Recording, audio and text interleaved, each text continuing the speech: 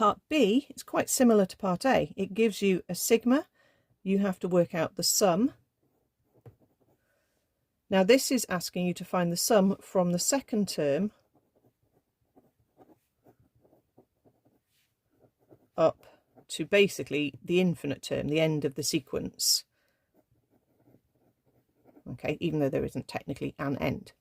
So again, let's work out what is going on with these 540 times 1/3 to the r. What's happening? Let's try subbing in different r values to see what sequence we've got. So 540 times 1/3 to the power 1 is 540 times a third. We'll just divide it by 3. So that's 180.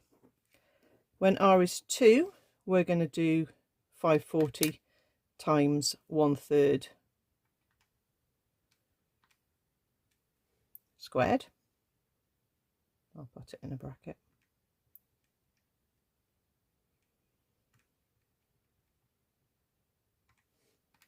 Okay, so that's 60.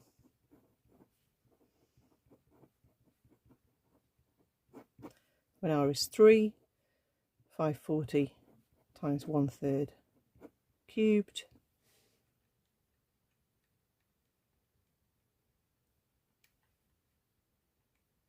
No. 20, etc., etc. And you're probably spotting that this is timesing by a third or dividing by 3. So we've got a GP going on. Okay, so even if you didn't recognise that in the original question as a GP, just working out a few terms will tell you it's a GP, because we can see we've got this constant timesing factor of 1/3.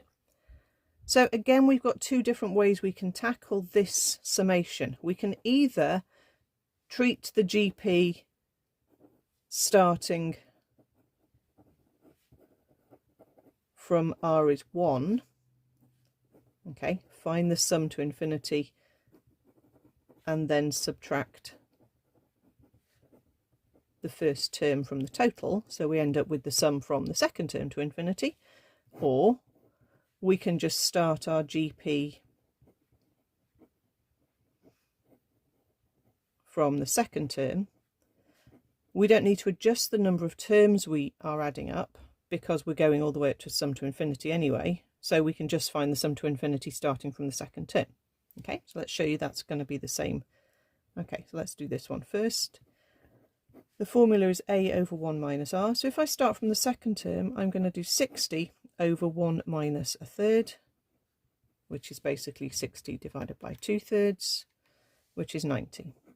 So that should be our answer. Let's check it works okay here. If I start from the first term of the sequence,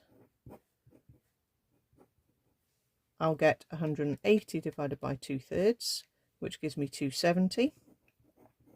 And then subtract the first term of the sequence, and we get 90.